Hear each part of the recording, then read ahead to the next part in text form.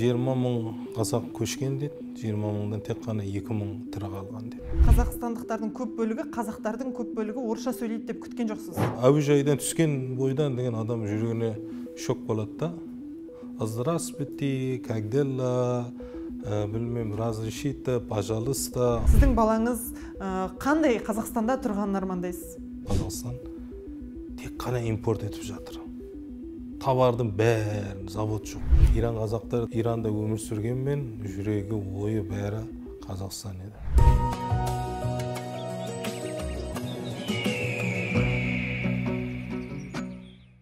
Сәлем, құрметті де ойлы көрермен. Сіздермен Жансая Қамбар және Бақ.кз YouTube арнасында ұлттық идеология және жобасы. Бүгінгі жобамызда біз шетелдегі қазақтардың жайын қозғаймыз, осы төңірегінде сұхбаттасамыз. Ал мен сұхбат алатын адам Ираннан келген қандасымыз Тайып Бегей. Қош келдіңіз. Рахмет. Мен сізбен отандастар форумында таныстым, иә? Енді әртүрлі 40-қа жуық елден 200-ге жуық біздің қандасымыз келді. Соның бірі өзіңізсіз. Бірақ мен сізбен сұхбаттасқым келген себеп, сіз өзіңіз айтқандай, Иранда қазақ мектебі жоқ. Сіз де сіздің әкеңіз де Иранда туыпты. Бірақ та осы уақытқа дейін қазақ тіліңіз мінсіз, қазақша еркін сөйлей аласыз. Енді осы дүние мені таңғалдырды. Менің бірінші сұрағым, қалай сіздің ата-бабаңыз жаңағы Иран жеріне қоныс аударған? Мен өзім таныстырайын. Қазақ қандастарымызға, қай жерде барша бәрі қазақтарға. Менің есімім Тайып Бегей. Енді Бегей деп атқан бір ру ғой, тайпа, адай руының ішінде. Біз Иранда фамилия жоқ қой. Мына жер ұсан Бекетоп, Окотоп деп орыстың деген ондай фамилия жоқ. Бізге деген руымызды, құжаттардың ішіне деген руымызды деген фамилия қылып жіберген. Мен мамандығым бухгалтермін, доктора PhD-м бар, бухгалтер, универді ұстазмын. Бірақ өз деген жұмысым саудамен, Қазақстан, Ресеймен қатынап жүрміз, енді товар жібереміз мына жерге. Енді құрылыс материал болсын, жеміс болсын.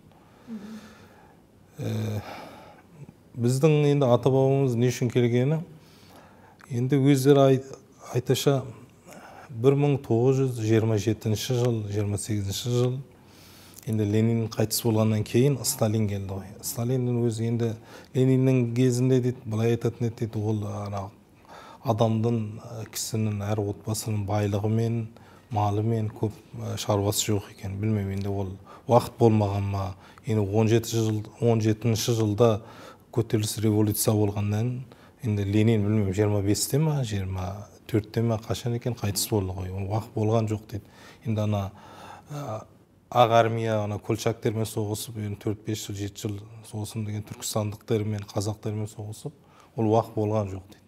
Сталин келгенде, Сталин деген малдың бәрін алып тартып алайын депті.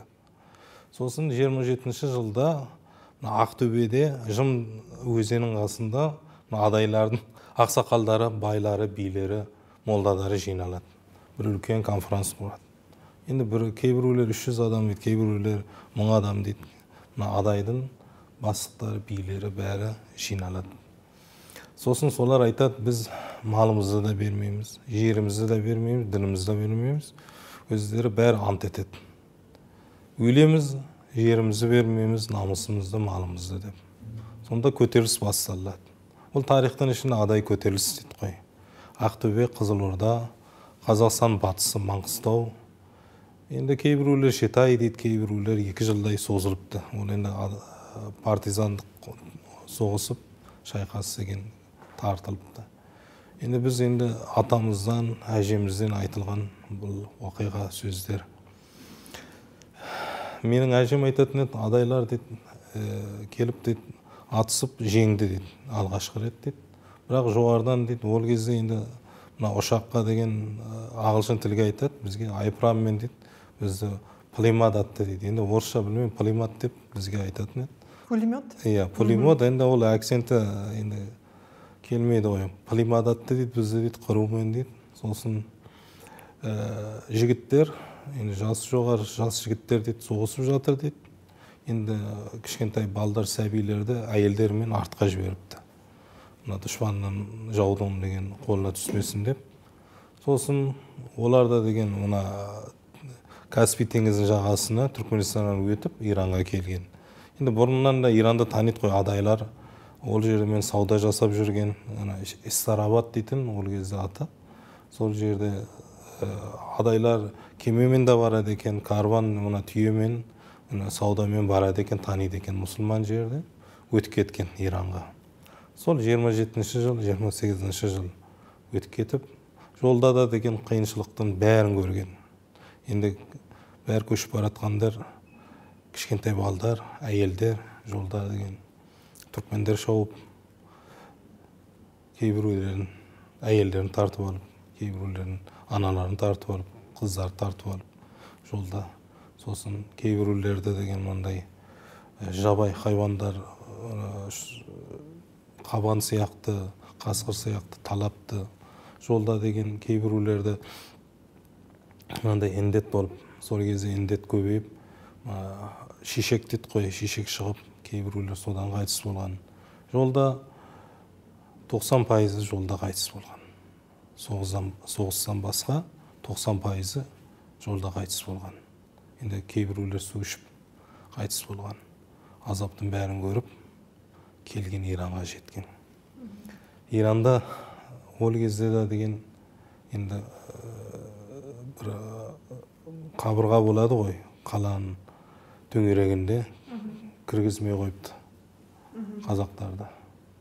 Сосын қазақтар дейді, енді тіл білмейді, түр басқа, сосын нан сұрайын десе де білмейді. Бір адам келіпті, енді парсша көжа мирин десе, бұлар дейді, бүйтеді дейді, көже береді дейді. Көжа мирин, қайда кетесіңіз, парсша тіл барады. Мынау деген қалмай сол парстан үзіне жүріп, мынау парсы артына қарайды дейді, қазақтар жүгіріп келе жатыр дейді. Аш дейді қой, ар жақта тамақ жоқ, нан жоқ. Сол азаптың бәрін көріп, сол Иранға қонған. Сол 20-30 жыл бізге деген документ мына құжат берген жоқ. Иранның азаматы деп. Біз шетел. Сосын біздің енді көш келгенде бір үлкен кісіміз бар арамызда, Ораз Мұхаммед дейтін. Бұл кісі Уфада оқыған. Уфа, мына білмеймін, қазір Шуаш ма, Башқұртстан ма, сол жердің орталығы. Сосын ол үлкен білімді болған, сол арыз жазып Иранның патшасына енді бізге азаматтық берген. Бірақ өзінде деген енді екінші соғыс, дүние жүзінің соғысында Иранның солтүстігінде келіп мына Совет одағы келіп алады. Сол кезде бұл кісіні ұстап кетеді. 5-10 жылдай деген Иранның солтүстігі сол Совет одағының қолында болады. Сол кезде де молдадарды, байларды Иранның ішіне ұстап кеткенде көп. Атып өлтіріп. Сол 100 жыл болды көшіп келгенімізге. Яғни әу бастан жалпы сіздерге құжат берген кезде қазақ деп көрсеткен жоқ, ирандық деп көрсеткен? Жоқ, қараңыз, Иранда былай бір мәселе бар. Иранда деген ұлт дейтін мәселе жоқ. Бәрі ирандық дейді. Тек қана біз бір мемлекеттің ішінде бір ирандық бар дейді. Енді парс жоқ, түркмен жоқ, қазақ жоқ дейді. Бәрі бір ирандық бар дейді. Сосын құжаттың ішінде парс деп те жазылмайды. Түркмен де жазылмайды. Қазақта тек сізге бір құжат береді, мынау азаматтық деп. Мысалы, бір нәрсені ұмытып кеттім. Қазақтар келіп, бәрі бір үлкен кісі болған. Тәжікен дейтін оның атын айтайын. Ол келіп, қазақтардың бәрін бір жерге жинаған. Бытырасаңыз деп, тіліңізді, мәдениетіңізді, салт дәстүріңізді бәрін ұмытасыңыз, бәріңіз бір жерде болу керек деп. Ол кісі келіп, қазақтарды 3 қалада жинайды. Қазір қандай қалалар? Горган, Бендер Түркмен, Күмбәт Кабус деп 3 қалада қазақ бар. Сосын парсы тілде оған махалла дейді. Қазақ махалла дейді. Қазақ ауыл деп атқанда. Ауыл деп енді ол ауыл емес қой, енді қаланың ортасы, бірақ деген енді өз ауылымыз деп қазақ ауыл дейді қазір. Парсын деген ona заттерінде жазылған, қазақ махалле картасында да. Бендер Түркменде 2 қазақ ауыл бар. Горганда да сол, Күмбетте 1 қазақ ауыл бар. А жалпы сол кезде көшкен кезде шамамен қанша адам екенін сізге айтты ма? Жаңағы оны білген бе, білмеген бе? Сіз жаңа айттыңыз 90% жолда. Енді мынау былай айтады 20 мың қазақ көшкен дейді. 20 мыңдан тек қана 2 мың тірі қалған дейді. 18 мыңы деген жолда қырылған. Енді біз ашаршылықтан бұрын деген Иран қазақтар көшіп келген. Ашаршылық енді 30-31 жылдарда болған ғой. Қазақтар одан бұрын көтерілісіп, мына адайлар, адай көтерілісі деп, сода деген көшіп келген. Енді қазір деген жас балдар білмейді, біз ашаршылықта келдік, анамына жоқ. Ашаршылықтан Иран қазақтар бұрын көшкен. Сондай көтеріліс болып. Қазір Иранда қанша қазақ тұрады? Қазір саны аз. Енді жобайы шамамен 5 мың қазақ бар. 93-тен көш басталды ғой. Ең алғашқы шетелде қазақтардың ішінде Иран қазақ өзі талап етіп көшті бастады ғой. 93-тен көш бастады. 93, 95, 96, 97.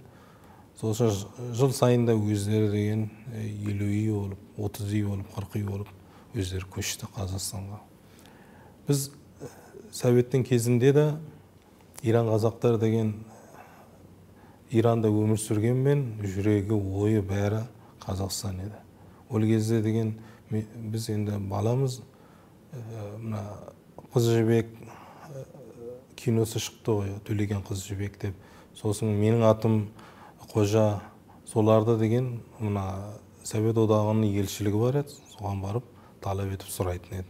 Сосын газеттер бар еді, біз жаққа келетін, біздің отан, Шалқар, олар деген төте жазу, араб жазуымен жазылған қазақша, оларды деген бізге таралатын. Мысалы деген 86-да көтеріліс болып желтоқсан, Иранда деген кейбіреулер балдарының атын Қонай қойды. Сол шетелде жүргенмен, бірақ ұлтын ұмытпаған шалдар бар еді. Түркменстанмен шекараға келгенде жылап, мына жусанды несі келеді деп, жоғарыға солтүстікке қарап жылайтын еді. Қашанда болса дейді, біз отанға көшіп барамыз деп. Сол идеологиямен біз өзімізді сақтадық, 100 жыл болды. Сол қашанда болса қайтамыз деп. Қазақстанның жалпы ішінде болғандықтан ондай мәселелерді біз білмейміз, бізге ол таңсық, иә. Сондықтан да осыған кішкене кеңірек тоқталсаңыз жақсы болар еді. Сіз мысалы, сіздің есіңізде бар ма жалпы? Сіз өзіңіздің қазақ екеніңізді қашан түсіндіңіз? Сіз мысалы аулада ойнаған балалар, мысалы ирандықтар болған шығар арада, жоқ әлде қалай болды бұл? Бір мәселе бар. Адамды бір ана тәрбие береді. Сосын бір бұрыннан айтады, бір дастарханға отырған дейді, отбасы дейді. Дұрыстап деген баланы тәрбие береді дейді. Біз бұрын құрметтейміз ғой дастархан. О дастарханда отырамыз, әңгіме айтылады. Сосын деген мына қазақтың тарихын айтады. Менің өзі атам, Көбен дейтін атам, өзі деген мына жерде латын тілге қазақша үйренген. Ол 25-ші жылда 24 ана Ыбырай Алтынсариндің деген латынша деген, сол қазақшаны латынша жазатын еді. Кирилл емес, латынша.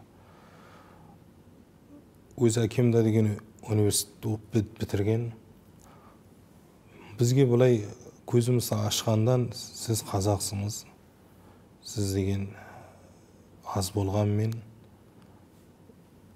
дүнияны алған қазақ. Біз түркі халықтың ішінде өзі айтатын еді. Түркі халықтың ішінде біз қазақтар батыр халық біз. Сосын бізге деген былай айтатын еді. Сіз мен өзім деген университет бітіргенде, енді диплом алдым, магистр алдым, доктор алғанда, енді көп мына парстар, түркмендер келеді, қыздары, дос болады, анау мынау бірге деген сабақтас боламыз. Сіз енді адамы тұрмысқа шыққысы келеді, сөйлейді, анау мынау махаббат болады. Сосын мен айтам оларға, біз сізге үйленмейміз деймін. Олар таң қалады, не үшін анау мынау дейді. айтам, ана ар жақтан тәрбие керек, сосын баланы дейді бастан дейді қой. Баланы бастан үйрету керек. Бізге, мысалы біз парша білеміз, түркменше, түркше білеміз, азербайжанша, ағылшын, ана мынау. Бірақ өз алғашқы деген ана тілді құрметтеу керек қой. Ана тіл бір ұлттың деген, қалай айтайын, ұлттық сананың деген бір дәрежесі ана тіл ғой. Біз шетелде жүргенмен, енді біз солай бізді тәрбие қылды. Біз өзімізді парстардан да жоғары көретін едік. Енді солай аз біз 4-5 мың парстар 90 миллион, енді парс саны 90 миллион қайда 4-5 мың. Біз мына жерде бір Қазақстанда бір ауылдайда санымыз жоқ. Бірақ өзімізді деген солай көтеріп, бізге бала кезімізден қазақтың дастандарын айтатын еді. Қобыланды батыр битті, Әлпәміс битті. Енді мына жерде білмеймін, енді білмейді шығар оларды. Сөйтті, ана Айман Шолпанды алып кетейін деп битті, екі бай келді. Солай дастандарын бізге айтатын еді. Қыз жібек деген өзі Ақжайықта болды, Төлекен келді, қай жерден неше мың шақырам деген жүріп, ана мынау сен дастандарды айтатын еді. Солай деген біз Қаншайым деп, мен өзі әжем, білмеймін, Қаншайымды естідіңіз ба? Сондай дастандарды бізге айтатын еді. Қазақтар бұлай деп. Сосын деген біз бала кезден сол идеологиямен өскенбіз да, қазақпыз. Сол қазақтың тілін, салт дәстүрін, мәдениетін, дінін сақтағанбыз шетелде жүргенмен. Сіз мысалы ауылға шыққан кезде ойнағанда ирандық балалармен де ойнадыңыз ғой? Әлбетте, солай болған шығар. Бірақ тіліңіз сіздің қазақша шықты ғой, иә? Енді бір күлкі мәселе бар. Нанбай шығарсыңыз, мына Иранда біз енді қазақ ауыл дейміз ғой. Қазақ ауылдың ішінде енді парсы да бар, енді көршіміз бар, түркмен де бар. Бәрі қазақша сөйлейді. Енді таңғаласыңыз шығар. Түркмен бар, тап-таза қазақша сөйлейді. Парсы бар. Енді қазақтармен жүргесін, қазақша олар деген енді біз деген бізмен жүруге келіп қазақша үйренді. Біздің арамызда болуға. Не үшін? Біз деген өзімізді көйдемізді жоғары көтереміз. Біз кішкентай болып алып, санымыз азғантай болғанмен ұлттық командасына мына футбол, бокс, соны қазақтар бар қазір. Азғантай болғанмен. Сол бірінші, мен өзімше айтам, бір ұлттық идеология керек. Ұлттық идеология ол ана энергияны жүргізеді. Мен тек апаршылық дейді ғой. Ол мендік болу керек. Мендік болмаса деген ол адам деген ona энергиясы азаяды. Мен қазір айтам, мен қазақпын, мен көтерейін, мен қазағымды, мен деген еңбек етемін. Не үшін қазақтың атын көтеруге, қазақтың туын көтеруге деп, мен өзім сол. Мен қазір жолдасым да сол. Экономика докторасы бар. Бірінші деген Тигран дейтін университетте, енді бүкіл Ирандың ішінде ең үлкен университеттен деген ол доктора алған. Мынау алғашқы келеді сол ұлттық идеологияға. Бала кезден үйрету керек. Мен әкем қатты ұлтшыл еді. Ұлтшыл деп атқаны қазір енді мына жерде жаман мағына береді. Қазақстан келсең, ona қарсы болады ғой. Жоқ, ол андай шовинизм, сосын расистік емес. Ұлтшылдық өзін деген ұлтын деген көтеру. Өз тілін құрметтеу, өз деген ұлтын құрметтеу. Сол не? Сонда мен түсінгенім бойынша, жалпы сіздің атаңыз жаңағы әкеңізге, жаңағы сол жыр дастандарды айтып, қазақтың тарихын айтып, сіңіріп, содан кейін әкеңіз сізге сіңіре білген ғой. Жаңағы, қазақтың қандай ұлт болғанын жалпы сіздер танып өстіңіздер. Сондықтан да қазақ болғандарыңыз үшін мақтандыңыздар. Құдайға шүкір. Сол мен шешем, анам да сол, өз газет, кітап көп оқыған кісі. Мысалы, өз анамда деген енді шетелдің кітаптерін көп оқитын еді. Осы орыстың кітаптерінде жазушылар бар. Достоевский, сосын Чохов, Лермонтов, сосын Достоевский, солардың кітаптерінде бізге оқытқызды өзі деген. Шолохов, Гоголь, сосын сол кітаптерді алып өзі деген келіп біздің миымізге төкті. Анамыз да, өз әкеміз да. Қазақ осы дүнияда біз енді алғашқы бастағанда бұлай айтатын еді. Біз тарихта біз қасқырдан болғанбыз. Қасқыр сосын ешқашан деген қалай айтайын, өзге деген адамдарға деген мән берген жоқ, бағынмаған жоқ. Сосын деген қазақ ешқашан құл болған жоқ деп. Қазақ тарихтың ішінде де бізге айтатын еді, мынау енді сақтардан бастап, сосын енді тарихта көп қазақтың тарихы, түріктердің тарихы Иранда бар ғой. Көрсететін еді, мынау Қытайда алған қазақ, енді бұрынғы ескі тарихтарды, Тұпқаж, Жуа-Жуан, Йонгно, сосын келіп құндар, қазардар, көк түріктер, күлтеген, мынау келіп бізге айтатын еді, ешқашан қазақ құл болған жоқ. Осы тіліңізді сақтаңыз, кеудеңізді көтеріп жүріңіз. Шетелде болған мен армияға барғанда, енді олар, мен офицер болдым ғой армияда. Оған таң қалады, бір 100, енді біз облысымызда түрікмен көп қой, 1-2 миллион түрікмен бар. Солармен бірге армияға барғанда, түрікмендер айтады, айт, ұлтыңды айт, түрікменмін деп, жоқ, мен қазақпын дейтін. Олар деген сосын аз болғасын бізді білмейді ғой. Қазақ не дейді? Қазақты сосын мен анықтап айтып беремін.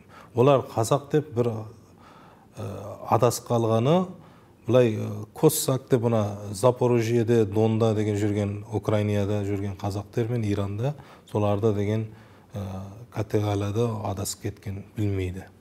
Біз деген отырып сосын мен айтам. Олар деген Коссак, олар славянский, олар деген діні деген христиан, біз деген қазақ, түркі халқымыз, қыпшақпыз, сосын анықтап айтып береді.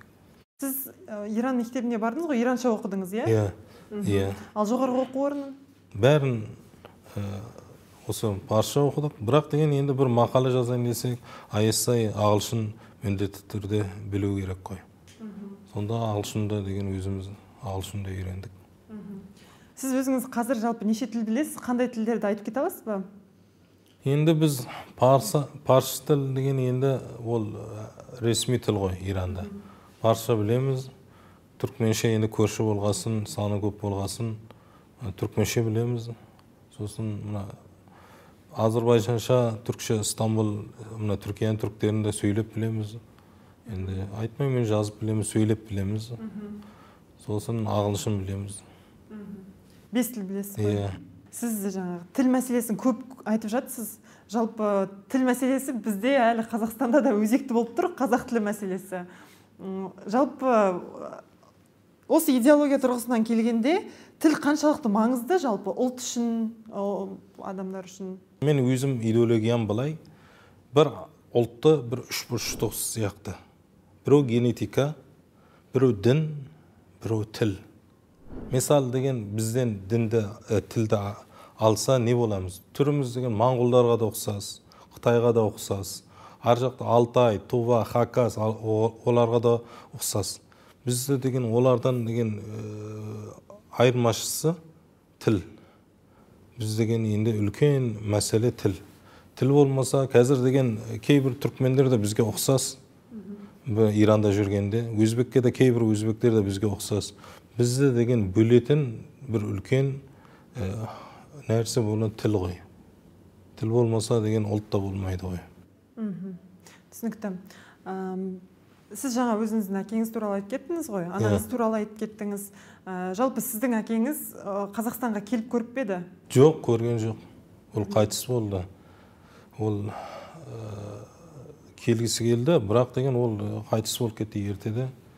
Ол өзі деген біз қалай айтайын, 80-ші жылдарда Иранда деген өзі келіп бір кішкентай мектеп емес, класс ашты. Сол кезде әкелеріміз келді, қазақша деген сабақ бастап. Қазірде деген біз Иранда айтмаймын, енді өздері бір-біріне қазақша үйретеді. Мектеп жоқ. Мешітте үйретеді, мешітте Құран үйретеді, қазақша үйретеді. Бірақ мектеп жоқ. Алдында мен мысалы Камал Әлпейісова деген жазушымен сұхбаттастым. Ол кісі айтады да, кейбір қазақтар жаңағы қазақша білмеген үшін бүйтіп ақталады дейді. Орысша мектепте оқыдық, жалпы орысша өстік деп. Ал мен оларға бүйтіп жауап берем дейді. Демек, сендердің әкелерің әлсіз болған деп айтам дейді. Өйткені менің әкем жаңағы үйге кірген кезде қазақша сөйлеңдер, үйде басқа тілде сөйлемеңдер, сыртта қандай тілде сөйлесеңдер деп өзің білесіңдер деген сияқты сондай тәрбие берген дейді. Ал сіздің әкеңіз мысалы сондай талап қойып еді сізге? Қараңыз, бізге ондай талап етмейді. Бізге деген солай өмір сүруіміз солай болып тұрғаны. Мысалы деген біреу айтады, мектеп дейді, біз енді 3 ата болды деген Иранда өмір сүріп жүрміз ғой. Менің балам да қазір Иранда, садикке барады. Бірақ деген садикте парша сөйлегенмен үйге келеді, мен онымен парша сөйлесем, маған айтады, әке қойшы, мен дейді, мазақтап ойнамашы дейді, мен қазақша сөйлеймін дейді. Mesela мен парша сөйлесем, ол деген бір әзіл көріп тұрғаны да, мен қазақша сөйлеші дейді үйде. Кішкентай бала 5 жастағы. Мен айтайын деп атқаным, мен қазір келініміз, енді Ақтауда болады өзі. Оның әке шешесі 95-те көшіп барды Маңғыстауға. Ол кісі келді деген мектеп, универ бәрін орысша бітірді. Бірақ қазақша сөйлейді. Ол бәрі әңгіме деймін. Енді барсын, орыс мектепке барсын, орысша білім. Бірақ деген қараңыз, мына жүректі, руханиятты көтеру керек. Руханият көтерілмесе, қазір көп кісілерді мен танимын мына жерде, қазақша мектепті бітірген, бірақ деген қазақша сөйлемейді. Оған байланыс емес. Сіз Қазақстанға қашан, бірінші рет, алғаш рет қашан келдіңіз және қалай жоспарладыңыз оны? Мен бір 10 жыл болады алғашқы рет келгеніме. Бір 13-ші жылдары ма сонда? Иә. Келім Ақтаудан сосын Алматы, Түркістанға бардым. Келгенде деген мен адам қайтып айтады. Енді 1000 жылда шетелде өмір сүрсең, өз ата жұртың болмайды ғой. 1000 жыл. Біз енді Иранда деген жағдайымыз өте жақсы. Мен өзім жұмыста, жолдасым, келіншегім жұмыста, үйіміз бар, машинамыз бар, жеріміз бар, анау-мынау. Бірақ ол бәрі бөлек, өз ата жұрт бөлек. Біз енді ата жұртқа келгенде деген адам бір жүрегі дүрсілеп, сезімді болады. Мен келгенде деген алғашқы рет енді Ақтауға бардым. Ақтауында енді бәрі ағайын туыстарымыз Маңғыстауда ғой. Жүрегім дүрсілеп, кеттім деген Алматыға бардым. Енді Алматыда деген бұрынғы астанасы болған. Бірақ ол жерде деген шыны керек болса деген бір түрлі болып кеттім. Алғашқы рет барғанда. Бір нәрсені айтайын сізге, бір мәселе болды маған. Жүргенде бір 10-15 кішкентай бала, 5 жаста, 6 жаста балда жүгіріп ойнап жүреді. Біреу құлап қалды, сосын деген тізесі, мына тізеден деген жарақатты болып. Мен бардым, ой бауырым, не болды деп аяғын ұстасам. Мына орысша сөйлеп жатыр. Білмеймін, бірдеңе деді, сосын деген ар жақта ағасын шақырып жатыр екен, енді орысша былай түсінгенім. Помогите, білмеймін, бірдеңе деді, мен деген тек қана осы помогитені деген, ана братан помогите деп аяғын ұстап жатыр. Сосын бірден шошып кеттім. Біз енді шетелде жүріп, кішкентай бала, 1 жасар бала деген, бірінші жазады, әкесін, әке деп айт, мама деп айт, ана деп айт деп үйретеміз ғой. Мына жерде көрсем кішкентай балдар, енді бір кішкентай не дейді, ұрпақ дейді, бір елдің болашағы дейді. Қазір бұлар деген өзге ұлттың тіліне сөйлесе дейм, ол деген қалай болады екен деп бір түрлі өліп кеттім. Бұлар қазақша сөйлеу керек, қазақты деген, біз шындық қазақ деген мың өліп, мың тірілген қазақ дейді. Бұрында бізге ата-бабамыз айтатын еді, тілі өлген халық, тірі өлген халық дейді. Тіліңді білмесең, ол деген өлген бір тірі дейді, қалайды қазір қалай айтайын. Зомби дейді қой, зомби сияқты болып тұрады. Ой жоқ, ойың басқа біреуде де. Ол ой өз қолында, зомбилер де сол ғой. Ми өз қолында емес, басқа біреу ойнатып жүрген сияқты болам да. Мынау деген, мысалы мен үйде отырам, енді ойлайын десем, ағылшын деген ойламайым ғой. I'm going to, анау-мынау деп айтмайым ғой. Мен деген отырам, мына жаққа барайым, мына жаққа бітем, мына жатақханаға барам, өз қазақша ойлайым ғой. Сосын қазақша ойлағасын, қазақша деген план төгемін. Бірақ деген мен ағылшын ойласам, ағылшын деген план төгемін. Бұл бір шындық. Сіз қазақстандықтардың көп бөлігі, қазақтардың көп бөлігі орысша сөйлейді деп күткен жоқсыз? Келгенде. Иә, мен деген енді біз тек Қазақстанда мына киноларын көреміз, сосын тамашаны көреміз. Енді ол кезде деген бала кезімізде мына кассеттермен тамаша келетін еді ғой. Мына Бауыржан шоу анау мынау деп, сосын бәрі қазақша сөйлейді, молодец, анау мынау деп. Бірақ келген ол мына әуежайдан түскен бойдан деген адам жүрегіне шок болады да. Здравствуйте, как дела? Білмеймін, разрешите, пожалуйста, анау мынау деп орысша сөйлейді, түріңе қарап. Мен Түркияға барғанда, енді Түркиямен қарым-қатынасымыз жақсы, барам Түркияға, Стамбулға, анау мынау деп. Түрктердің өзі менімен орысша сөйлейді. Сосын айтам, abi деймін, ben Türk деймін, түркі konuş деймін, қазақша konuş деймін. Қазақша сөйле деймін, мен деген орыс емеспін деймін. Сосын деген олардың шошып кетеді. Қазақтар орысша сөйлейді ма, қазақша сөйлейді ма деп, қарап бір түрлі болып өздері деген келіп қазақ көргенде орысша сөйлейді. Не үшін? 99% қазақтар орысша сөйлейтін болу керек та, ар жаққа келгенде турист болып. Мен айтам, мен қазақпын, мен түркі халық, мен қазақша сөйлемесең де түркше сөйле деймін. Сондай мәселе, тіл мәселесін деген бір, қалай айтайын, 30 жыл болды, белсенділер деген сөйлеп жатыр, келіп мен белсенділермен де болдым, осы мәселені қайтып деген бір нәтиже болсын деп. Әлі нәтиже болған жоқ сияқты деймін. Болып жатыр, жақсы дамып жатыр, бірақ деген әлі де сол. Қараңыз, алғашқы акценттер деген орысша болып кеткен. Мысалы бір қазақша аттар бар, орысша деген айтады. Бана айттым ғой, мысалы аты Айдана ғой, Айдана деп шақырады. Атыңыз кім десем, Айдана деп, мен қайта айттым, Айдана, Айсау, бір ондай орысша айтады, мен түсінмей қалам, қайта айтыңызшы деймін да. Бір сосын деген, мына көп сөздер қазақша сөз бар, бірақ келеді деген орысшасын айтады. Енді біз де үйреніп кеттік солар, мысалы айтам, жылдам келесің бе? Сразу дейді. Орысша айтады. Сосын, мысалы, қазір көп сөздерге қазақша сөз бар ғой, қожат деп. Мысалы, айттым, бір 2 күннің ішінде 100 сөз орысша үйрендім. Мен енді шетелден, мен қазақ емес, мен турист келдім енді. Қазақша үйренуге мен 100 сөз орысша үйрендім. 2 күннің ішінде. Не үшін қазақтар бәрі орысша сөйлейді? Білмеймін, қазір енді мақтаныш па, білмеймін. Мен сізбен танысқан уақытта, сіз Ирандағы қазақтар жалпы Қазақстанға көшіп келгісі келеді дедіңіз. Бірақ көшіп келу жағынан қиындықтар бар екенін айттыңыз. Ол қандай қиындықтар? Бұрын бізге деген бір виза беретін еді. Диаспора виза деп 3 жылдық тегін виза беретін еді. Сосын оңасына бір қағазға анықтама деп қазақ екенімізді Қазақстан елшілігі мөр басып бізге беретін еді. Оны да қалай да мешіттен бір қағаз әкелетін еді. Иран қазақтың ақсақалдары қол қоятын еді, мына кісі қазақ деп кететін еді. Не үшін деп? Біздің құжатымызда бүкіл мана айттым, Иранның ішіндегі халқының ішінде документтеріне, құжаттерінде ұлт жазылған жоқ. 2 жыл болды, бізге айтады, сіз қазақтығыңызды дәлелдетіңіз дейді.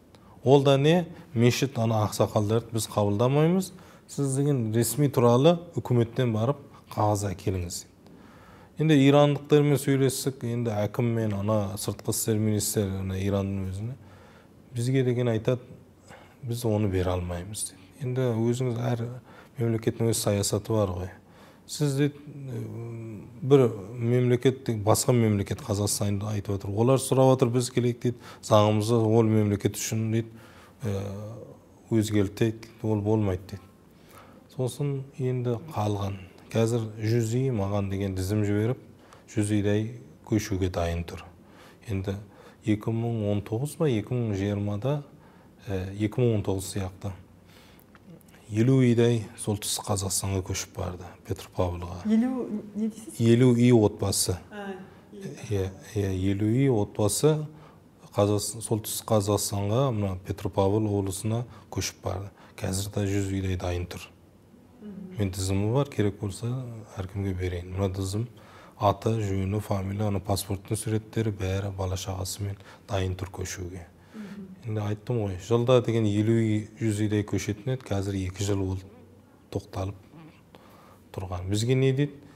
Қазір Иран мен Қазақстан арасында визаны алып тастады ғой. 2 апталық барып келіп біледі. Бірақ бізге деген 2 апта дым болмайды. Енді ағайынды көресің, ана-мұны. Одан басқа деген біз енді азаматтық алайын деп отырмыз ғой. Азаматтық алуға бізге деген бір қағаз керек. Енді документіміз жоқ қой, қазақ екенімізді. Бір қағаз беру керек. Ол құжатты бізге қазір бермейді. Сол енді үлкен проблема болып тұрғанымыз. Яғни Қазақстанға келіп азаматтық алу үшін сіздердің қазақ екендеріңізді дәлелдейтін құжат сұрап отыр, Қазақстан елшілігі? Иә, әрине. Ал енді сіз енді жалпы өзіңіздің бір ұсынысыңыз бар ма осы орайда? Иә, ұсыныс мен өзім деген бұрынғы Иранда біздің қаламыздың ішінде Горган қаласы, Голестан облысында Қазақстанның консулдығы бар. Мен сол бас консулымен де сөйлестім, елшінің орынбасарымен де бәрімен отырып айттым. Келіңіз деп бір комиссия құрыңыз дедім. Сізден де болсын, бізден де болсын дедім. Енді сізден енді о Қазақстанда болады ма, Иранның өзінде болады ма, сыртқы істер министрі болсын дедім. Сосын кембіден болсын дедім, милициядан болсын. Енді болсын, бізден де өзіміз ақсақалдарымыз, кеңесіміз, сол адамдар болсын, қол қойсын, ант етсін, мына қазақ деп. Ол енді қатты қиын емес қой дедім. Бізде миллиондаған Қытайдың қазақтары сияқты емес. Біз деген санымыз 4000 белгілі, санаулы. Танимыз бәріміз. Мынау қазақ, анау қазақ. Түріміз қазақ, қазақша сөйлейміз. Енді белгілі де ондай. Келіп оны созып, бүйтіп, сөйтіп 2 жыл, 3 жыл, 4 жыл белгісіз мәселе. Қиын емес қой дедім мына мәселені шешу дедім. Түсінікті. Оның үстіне сіздер барлық қазақтар Иранда тұратын бір жерде тұрады ғой, бір жерге шоғырланған ғой. Иә. Сол деген енді қазақты тануға деген өз парсылар да біледі. Қазақта қай жерде отырады? Қазақ махалде дейді. Біледі бәрі. Мешіт бар. Мешіттің деген төңірегінде бәрі қазақта. Түсінікті. Ал жалпы сіз өзіңіз көшіп келу ойыңызда бар ма? Иә, әрине. Мен қазір өзім Ақтаудан үй алдым, дүкен алдым. Енді айтады ғой, бір қарапайым болу көшіп келейін демеймін да. Бір ар жақтан өзіммен бір ақшам болу, анау-мынау деп, сол бір жоспарлап, бір пландап, жайлап келемін. Бірақ деген мақсат бар. Ертең деген қолымды созып үкіметке маған ақша бер, маған жұмыс бер, ондай ойым жоқ. Өзім келіп, өзім деген жоспарлап, өзім деген пландап келемін. Солай етіп деген қазір деген 8 миллион шетелде қазақ бар, білесіңіз. Олар деген көп көмектесіп біледі. Бәрінің қолында ақша бар, олар көбісі маман. Өз інім 2017-де көшіп келді. Магистратура тоқ инженер. Қазір деген пайдасын деген Қазақстан көріп отыр ғой. Мұнайда жұмыс жасайды. Біз бірінші кездескен кезде сіз осылай айттыңыз да, біз 100 жыл Иранда тұрып келе жатырмыз. 100 жылда біз өзіміздің қазақтығымызды ұмытқан жоқпыз, бірақ енді қауіп бар, енді Қазақстанға көшіп келуіміз керек дегенде әңгіме. Иә, ол бір мәселе. Қара, бұрын ақпарат немен тарайтын еді? Газетмен, кітапмен. Қазір ақпарат деген енді бір секундта деген Қазақстандан деген енді ақшқа барады. 1 секундтан да азды. Орасың барады. Бұрын деген ол газет шығады. Мысалы деймді, Лос-Анджелес Таймс, Нью-Йорк Таймс, Вашингтон Пост, ол келуге дейді, бір апта деген бір хабарды еститін едік. Мысалы, сосын радио шықты, сосын теледидар, қазір интернет. Қазір соткамен деген хабарсын. Сосын мынау қалай айтайын, ақпарат тез барғандан кейін сосын деген өзгерткіш, сосын деген мұндай заттерді деген тез болатын болды ғой. Қазір мен деген, енді мен балам қазақша сөйлейді, бірақ ертең айтып білмеймін, 10 жылдан кейін, 20 жылдан кейін мен ұрпағымда деген қазақша сөйлесін деп, оған деген зат бере алмаймын. Мүмкін деген парша сөйлеп кетсін, мүмкін парсы болып кетсін. Көш келмесем деймін да. Сонда сіздің көшудегі басты мақсатыңыз қазақтылықты сақтап қалу ма? Иә, әрине. Мен айттым ғой, шетелде мен жағдайым жақсы. Мен деген мына жерге жұмыс іздеуге келмеймін ғой. Ақша деп мен жұмыс іздеуге кетейін десем, Германияға барам.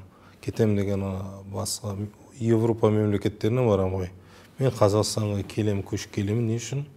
Өз тілімді, салт дәстүрімді, өз қазағи деген бөлу деп мен деген келемін ғой. Мен ақша деп, қазір Канадаға да барып білемін мен. Қазір мен деген барсам, мені сразу алады ғой. Тез алады. Мен деген бірақ ар жағым қазақ болғасын, түбім арқам қазақтан шыққасын, сосын деген мына отанға деген оралғым келіп жүр. Бұйырса сіздер көшіп келген жағдайда сіздің балаңыз қандай Қазақстанда тұрғанын армандайсыз? Және қайттық деген бірінші мәселеге. Ол мәселе ұлттық сана. Қазір мен экономика туралы да қарап отырсам, Қазақстан тек қана импорт етіп жатыр. Товардың бәрін, завод жоқ. Завод бар еді аз. Мен қазақ болып жүрегім ауырады. Маған пайдалы Ираннан экспорт етіп, оған сатып, ақшамды толтырып, енді бұрын айтады ғой, ақшаңда болса, қалтаңда ақша болса, талтаңда да талтаңда деп, солай жүріппін. Бірақ деген, ұлттық сана мені деген жүрегімді ауыртып жүргені. Не үшін завод жасалмайды? Не үшін мен баймын, мысалы айтам, мен өзім, ақша жоқ қой менде, бірақ айтам, өзім бір байдың орнына қояйын деймін да. Не үшін бір завод жасалмайды? Сол неден келеді? Ұлттық санадан. Ұлттық санам болса, мен қазақша сөйлеймін, қазақтың болашағасын, қазақтың экономикасын, қазақтың деген жағдайын, қазақтың бәрін ойлап жүрмін, қоғамын. Бірақ мысалы мен айттым ғой, Түркия, Япония, Германия, олар деген қатты дамыған мемлекеттер. Бірақ арасына барсаңыз бәрі ұлттық сана, ұлттық идеология бар. Ол ұлттық идеология болмаса деген, ол мемлекет болашақ жоқ болады. Бір мақсат қоясыңыз, бір план қоясыңыз, соған жетуге ұлттық сана болса. Сондықтан деген мен бұлай айтам, біз ата-бабамыз деген енді батыр болған. Мен өзім мына көлікпен жүргенде бұлай Ақтаудан Бейну, Ақтау Бейну өзі 600-700 шақырым бір заттың ішінде, бір тек қана бір облыстың ішінде. Сосын кеттім Құлсары, Атырау, Ақтөбе. Мен айтам, осы кең байтақ, кең даланы деген сақтаған ата-бабамыз, оны еңбегімен сақтаған деймін. Ол бізге берген, ұрпаққа берген бір үлкен, қалай айтайын, алтын сияқты бізге берген, бізден сақтау керек оны. Қалай тек қана ауызбен сақтап болмайды ғой. Еңбек ету керек. Еңбек деп атқаным, білім алу керек. Ол да қазақша тілді, қазақша салт дәстүрді, тек қазақшаны дамыту керек. Мен айтам, кейбіреулер айтады, Қазақстан көп ұлттық мемлекет дейді. Мен олай айтмаймын. Қазақстан көп ұлттарда келсе, міндетті түрде қазақша үйрену керек. Мен мысалы деген Ресейге барсам, келіп деген чеченше, татарша сөйлемеймін ғой. Ресейге бардым, үстінде бар ғой. Ресей, русский деп орысша сөйлеу керек. Қазақстанға келген адам да үстінде жазулы. Қазақстан деп қазақша сөйлеу керек. Мен Францияға барсам, бонжо деп француз сөйлеймін ғой. Немісше сөйлемеймін ғой. Сондықтан деген біз тіл мәселесін көтеру керек. Тілді деген көтерсек, өзімізді көтергендей.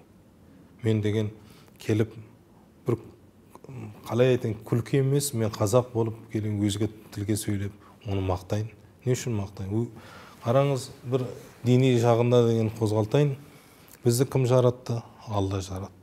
Мені қазақ қылып жаратты ғой, түрімді, бәрімді. Сосын тілді мен жасаған жоқпын ғой. Оны да Алла, тілімізді де Алла жаратты ғой.